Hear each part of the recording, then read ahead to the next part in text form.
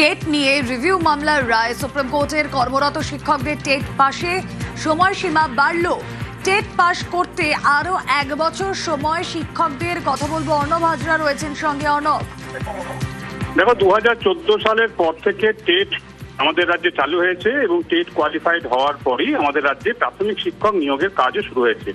কিন্তু supreme court তার মামলার রায়ে এর আগে বলেছিল সারা দেশে যত প্রাথমিক শিক্ষক রয়েছেন তাদের টেট কোয়ালিফাইড হতেই হবে, অর্থাৎ প্রাথমিকের শিক্ষক হতে গেলে তিনি কর্মরত হতে পারেন বা নতুন শিক্ষক হতে পারেন, তাদের টিচার এলিজিবিলিটি টেস্ট সেটায় উত্তীর্ণ হতেই হবে।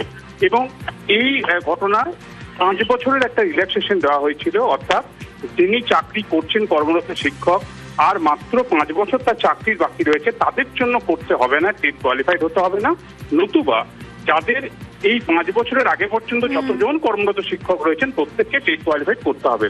রিভিউ মামলা হয় আমাদের রাজ্য থেকে, যেমন হয় সারা দেশ থেকে এই রিভিউ মামলা আবেদন জমা করে বিচারপতি দীপঙ্কর দত্ত এবং বিচারপতি মনমোহনের বেঞ্চে, এবং সেই মামলার আজকে রায় ঘোষণা করে সুপ্রিম কোর্ট ফের জানিয়ে দিল যে টেট কোয়ালিফাইড হতেই হবে কর্মরত প্রাথমিক শিক্ষকদের।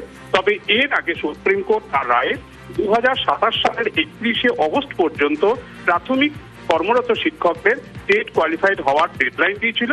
সেই ডেডলাইনটা রিভিউ মামলার প্রেক্ষিতে আরো 1 বছর বাড়াচ্ছে দেশের শীর্ষ আদালত।